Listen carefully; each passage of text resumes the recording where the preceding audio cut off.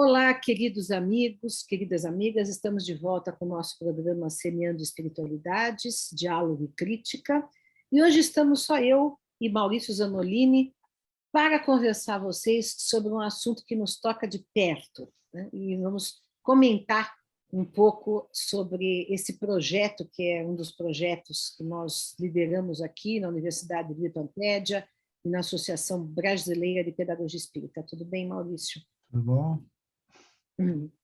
Então, hoje nós vamos falar sobre a pedagogia espírita. A pedagogia espírita, justamente, é um objeto, né, de pesquisa, de militância, de cursos, de divulgação, de livros, tanto da editora Comênios, quanto da Universidade de Pampédia, quanto da Associação Brasileira de Pedagogia Espírita, né?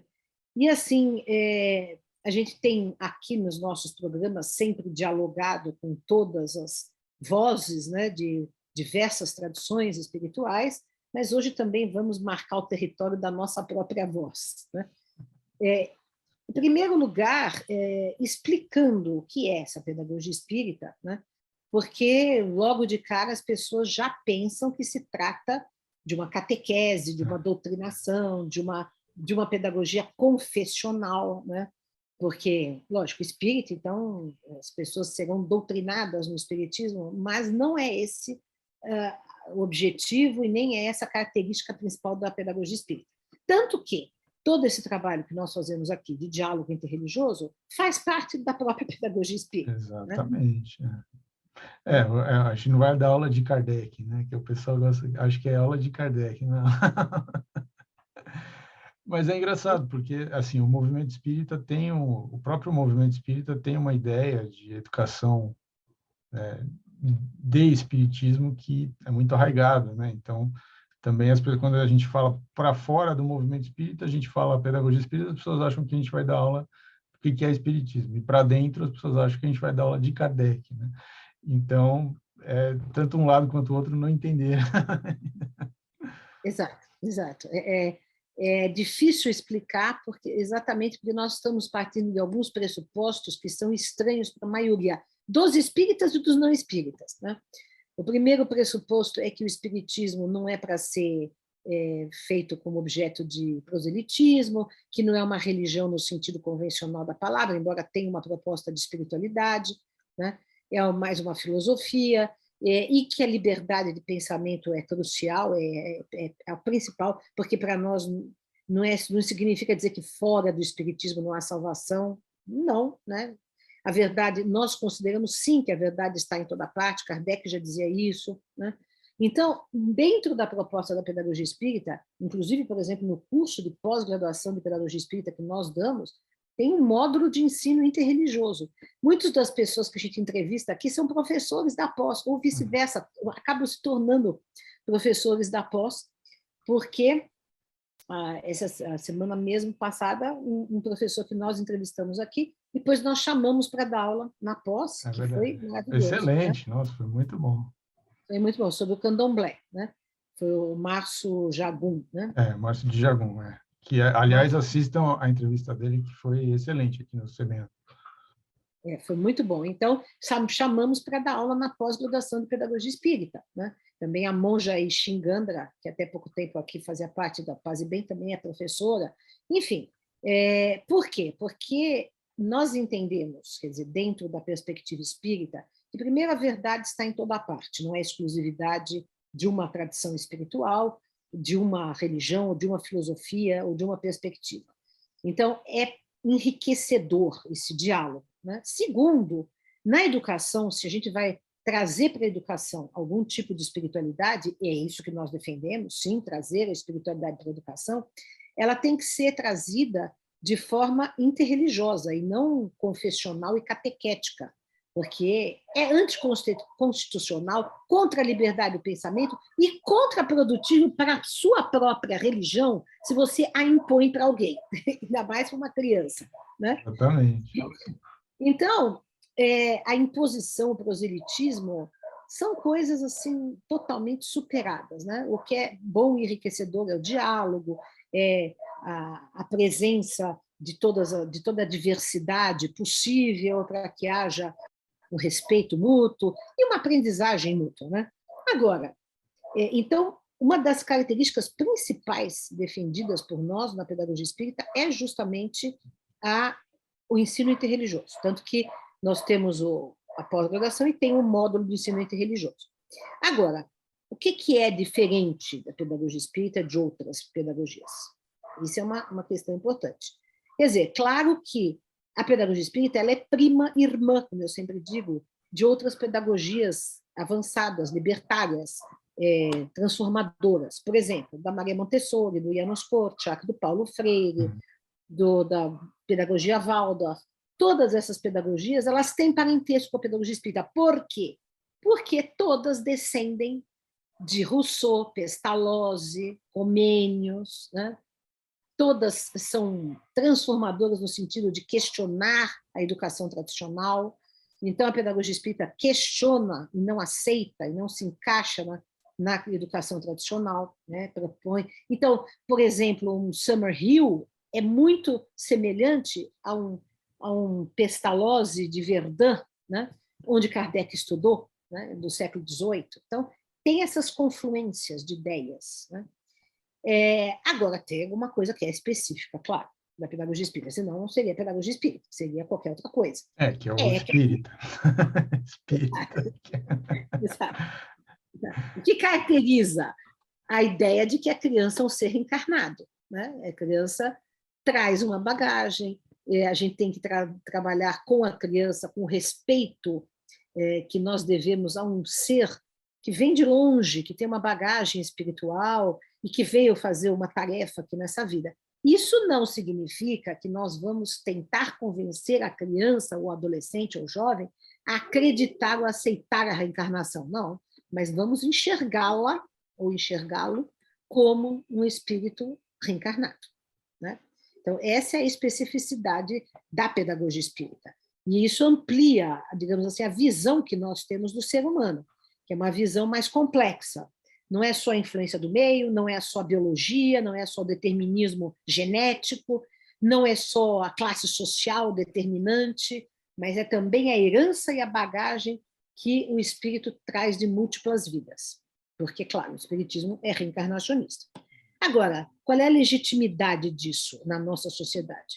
Bom, as pesquisas indicam que quase 50% do povo brasileiro acredita na reencarnação, mesmo tendo só 3 ou 4% de espíritas assumidamente kardecistas, né? Então, nós temos, digamos assim, o direito de oferecer uma proposta pedagógica que contemple as pessoas reencarnacionistas, simples assim. Simples assim.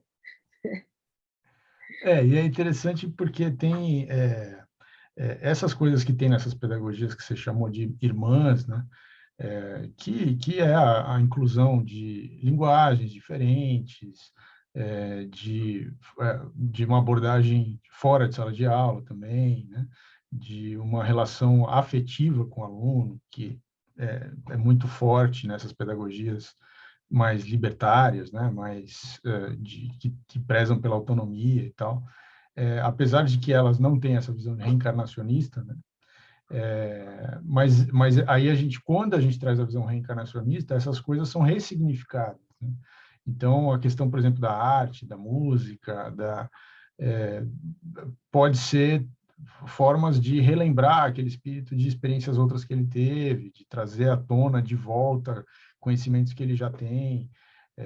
Uma escola que Com trabalha religiões que ele já teve também, né? o diálogo interreligioso com outras experiências religiosas, né? Quer dizer, se a gente considera a reencarnação, com certeza esses espíritos não foram a maior parte do tempo espíritas, porque o espiritismo é muito novo, né? Então eles foram católicos, protestantes ou até budistas, ou tiveram outras religiões e tem carregam marcas dessas experiências que são fortes e que podem ajudá-lo a entender o fenômeno religioso nessa encarnação, né? Então, quando a gente põe, quer dizer, não é que a gente está propondo uma coisa que nenhuma outra pedagogia tocou. Na verdade, elas já tocaram muito em vários temas, mas a gente propõe um olhar diferente, que é esse olhar da reencarnação, sobre esses temas que já foram explorados em várias pedagogias e que são negligenciados por outras várias pedagogias também, a gente tem que pensar nisso, né? E aí é isso. Então é um olhar, é uma lente que faz você ter um outro olhar para isso, né? Exato. Agora, entendendo-se, e que aí é uma das questões assim bastante delicadas, né? Entendendo-se que a reencarnação para o espiritismo não é um dogma de fé, não é puramente uma crença, né? Quer dizer, o espiritismo caracteriza-se por procurar evidências científicas para os seus postulados, principalmente esses mais básicos, que são a comunicação dos espíritos, a sobrevivência da alma e a reencarnação. Então, o que acontece? No século XX, por exemplo, nós tivemos e temos ainda pesquisadores de universidades, por exemplo, tivemos o Ian Stevenson, que não tinha nada a ver com o espiritismo, o discípulo dele que continua o trabalho dele, Jim Tucker, o Haraldsson, que era islandês, que também era, agora faleceu recentemente, Antonia Mills, do Canadá, da Universidade de Columbia, de Canadá, o Jim Tucker e o Ian Stevenson são da Universidade de Virgínia. Todas essas pessoas que não têm absolutamente nada a ver com o espiritismo, nem são espíritas, nem nada, são pesquisadores de um fenômeno muito interessante, que são as supostas lembranças de crianças de vidas passadas, lembranças espontâneas, né? E essas lembranças, elas são, digamos, procuram-se evidências de que são verdadeiras, e muitas vezes se encontram, não? Ian Stevenson já estudou, já também faleceu, estudou 2.500 casos desses, e são impressionantes, né? Porque, por exemplo, a pessoa que está, vou pegar um caso fictício, ela nasceu lá em Recife, uma criança tem 3 anos de idade, e fala: olha, eu fui João da Silva, que vivi lá no Rio Grande do Sul e morri com um tiro aqui no peito, no ombro, e meu pai chamava assim, minha esposa chamava assim, assado e tal, não sei o quê. Aí, claro, uma criança de 2, 3 anos nunca foi ao Rio Grande do Sul, não sabia, não sabia de nada, né? nem acesso a nenhum tipo de informação. Aí os pesquisadores vão lá, entrevistam, veem o que a criança lembra, o que os pais falam, etc. E aí vai procurar se existiu aquele João da Silva no Rio Grande do Sul que morreu com aquele tiro. E descobrem que existiu o atestado de óbito, a autópsia, até o menino tem uma marca de nascença aqui onde aquela personalidade levou o tiro, né? Então, assim, diz o Stevenson, a melhor e a única hipótese explicativa para esse fenômeno é que houve uma alma que desencarnou ali e se encarnou num outro corpo, numa outra família, numa outra circunstância, e guardou a memória, ou seja, a memória não é uma coisa do corpo, do cérebro, mas é do espírito, né? que passa, claro, para o cérebro, mas a memória é trazida pelo espírito encarnante, né? E aí, vejam, aí tem toda a filosofia espírita para explicar o fenômeno, que o corpo é uma veste, que a essência, que o eu verdadeiro é o espírito, que é a coisa que já dizia Sócrates e Platão, diziam Sócrates e Platão, enfim, né? Que o que nós somos, a nossa memória, o nosso conhecimento, o nosso eu, nossa identidade é o nosso espírito, e não o nosso corpo. O corpo é uma circunstância, né? Se a gente pode trocar de corpo e lembrar de outras vidas, então isso muda a nossa perspectiva da vida, da infância, do que nós viemos fazer aqui, do sentido existencial, e por isso existe uma filosofia espírita que articula todas essas ideias, né? Mas que essa filosofia ela não deve ser imposta para ninguém. Porém, numa educação que se zela para que a criança descubra o seu sentido existencial, independente se ela aceite ou não a reencarnação, independente se ela aceite ou não Deus, ou o espírito, ou seja, de uma religião, ou seja, ateia, mas que ela possa ter um sentido existencial, que isso é vital para que não haja suicídios, não haja adoecimento psíquico no nível que está havendo no mundo contemporâneo, né? Então, tudo isso faz parte de uma visão que pedagógica que vê também o aspecto da espiritualidade e da transcendência do ser humano, né? É interessante que quando você define uma visão de o que é o ser humano, que isso qualquer pedagogia faz, né? isso tem montes de consequências, né? As pessoas às vezes não têm essa dimensão da quantidade de consequências que aquilo tem, né? Então, quando você define que o ser humano é um ser reencarnado, que teve várias experiências anteriores, e automaticamente você está definindo que algumas coisas, por exemplo, a questão do tempo, esta nossa vida aqui, ela é uma entre muitas. Então, ela perde o peso que ela teria se ela fosse a única vida, por exemplo. Também as relações e as questões que a gente pode ter, elas têm influência de outras vidas e a gente não tem lembrança, a maior parte das pessoas, pelo menos, não tem clareza a respeito disso, mas sabendo que isso pode vir, ela tem aí, então, uma outra forma de olhar para si mesma, né, das suas próprias reações e tal. Isso também tem consequências sociais, né? Porque qual que é o sentido da vida ou qual que é o objetivo da educação? A gente pode olhar para essas duas coisas. Se somos seres reencarnados que vamos ter outras vidas futuras, então qual que é o objetivo de tudo isso? A educação é para o mercado de trabalho? Aí desmonta isso, por exemplo, porque não faz muito sentido. Os pesos e as relações entre as coisas mudam totalmente dependendo de como que você define o que é aquele ser humano. E como a gente define a partir dessa visão, essas consequências que vêm disso é que vão determinar a função da educação e assim por diante. E também, por exemplo, a questão do consumismo, toda a vida centrada, né, no ter, né, e não no ser, encontra uma desconstrução mais profunda. Há muitas pessoas de diversas tradições, de diversas origens, até, digamos, por exemplo, me lembrei agora do Erich Fromm, que é um judeu que não conservou muito do judaísmo, mas conserva, né? Sim. Conserva, assim, né?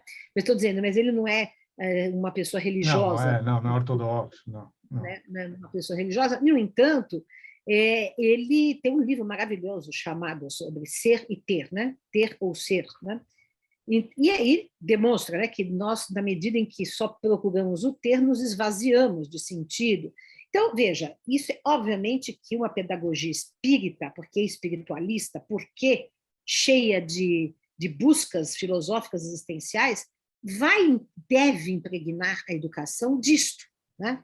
Disto, dessa realização humana, enquanto ser humano integral, espiritual, de valores, de talentos, de potencialidades a serem desenvolvidas, e não essa educação esvaziante, né? Só voltada para encaixar no mercado, para se submeter ao mercado, para ser um consumidor, enfim, né? Para cultuar só o corpo e não o espírito, e não as artes, e não a filosofia, enfim, tudo isso, quer dizer, vejam, vocês podem, quem entende de educação, sabe que nós estamos dialogando aí com várias correntes boas pedagógicas, né? Também correntes de crítica social, né? Porque nós também pensamos que a educação tem que proporcionar ao indivíduo uma inserção consciente crítica na história e na coletividade, essa tarefa que ela tem que descobrir ou forjar existencialmente é uma tarefa de transformação no mundo, não é uma tarefa individualista de autossalvação só, né? Exato.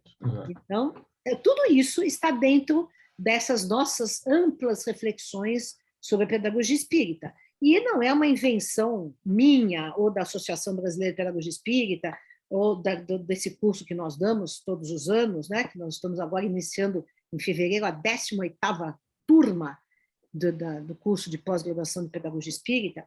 É uma coisa que já começou no começo do século XX, com Eurípides Bassanufo. Nós já tivemos aqui entrevista sobre Eurípides, que é um educador espírita fantástico, e tantos outros, Anália Franco, Herculano Pires, Dr. Tomás Novelino, que trabalharam durante o século XX por essa ideia, Ney Lobo, e que nós estamos também desenvolvendo, claro, agora com as perspectivas do século XXI, né?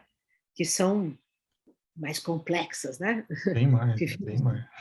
Um mundo bem mais complexo do que o início do século XX, que já não era fácil, né? Estava aí quando o Eurípides Bassanufo fundou o primeiro colégio espírita do mundo, o Colégio Allan Kardec, em Sacramento, Minas Gerais, estava à beira da Primeira Guerra Mundial. Quando ele faleceu, já tinha acabado. Ele morreu da gripe espanhola, depois da Primeira Guerra Mundial, em 1918.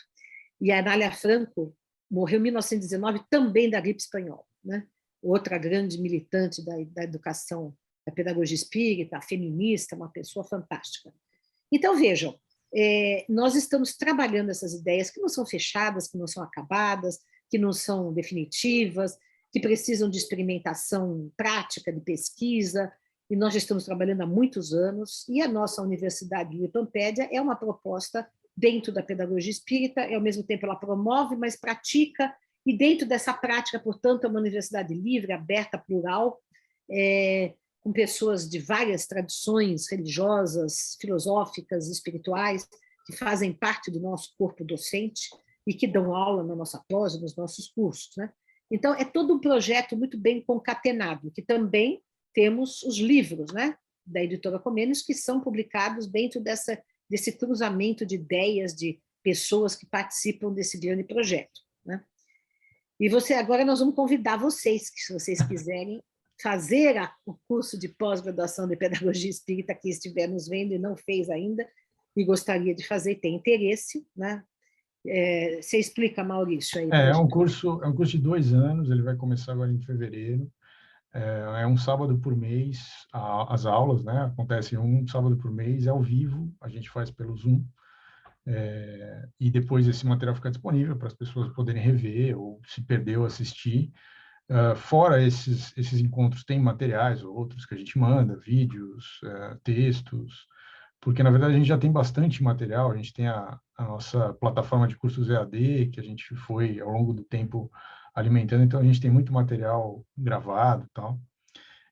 Tem esses professores todos aí que a Dora citou, muitos deles vocês já viram aqui no Semeando. A gente convidou essas pessoas que são do nosso círculo para falar aqui. E às vezes é isso que nem ela falou lá no começo, né? Às vezes aparece uma pessoa nova aqui que a gente já também leva para dentro da universidade, a gente faz esse intercâmbio. E é isso. Então, o curso tem como objetivo uma revisão do que é a ideia de espiritismo, né? Isso também nos últimos anos está bastante quente, digamos assim, uma revisão do que é o espiritismo, do espiritismo brasileiro, que tem as suas características, o espiritismo francês, que dentro de uma visão contextualizada, historicamente ele tem outras coisas que, em geral, não eram vistas pelo movimento espírita no Brasil. Então, a gente faz essa recontextualização para ter uma visão mais aprofundada e mais ampla também de espiritismo, né? E depois a gente entra nas questões educacionais, no segundo ano mais especificamente, mas obviamente não só, falando sobre outras experiências educacionais que são irmãs da pedagogia espírita, tem vários diálogos com a pedagogia espírita, e sobre as especificidades da pedagogia espírita, como a Dora, né, descreveu aí, as questões específicas, e as consequências que isso tem, e como então olhar para a educação a partir dessa lente, né, que é a lente do ser humano como um ser que reencarna e que tem sucessivas vidas e que está vivendo, portanto, uma parte só da sua existência nessa vida aqui. Então, o curso, essa turma nova, vai começar agora em fevereiro de 2022, as inscrições já estão abertas. A gente vai colocar aqui embaixo desse vídeo o link para vocês saberem mais, poderem se inscrever se quiserem. Então, a gente convida todo mundo, obviamente, e também estimula todo mundo a divulgar para a gente ter mais pessoas sabendo que a gente está fazendo isso, que talvez se inscrevam. É isso aí. E uma coisa importante a se dizer que também a Associação Brasileira de Pedagogia Espírita, que foi fundada em 2004, né, e tem uma das lideranças principais no movimento espírita progressista, né? Nós temos agora estamos até lançando um livro, Espiritismo, Sociedade e Política, né, junto com a editora Comênios, junto com Espíritas à Esquerda, projetos de transformação, que então nós estamos assim atuando numa leitura progressista do espiritismo, né? Tipo uma teologia da libertação espírita. É por aí. Por aí, né? Por aí. E assim, marcando um território, né? dentro do movimento espírita, que hegemonicamente é conservador, né? E não é partidário da pedagogia espírita, né? Porque fazem, na verdade, evangelização, e evangelização tem uma coisa de catequese, de doutrinação, com que nós não concordamos. Então, nós estamos fazendo um movimento assim, alternativo ao movimento hegemônico. Mas, assim, no espiritismo não é como nas outras religiões ou igrejas, né? Que você tem, por exemplo, um Vaticano, e se você não está dentro da igreja, você está fora, né?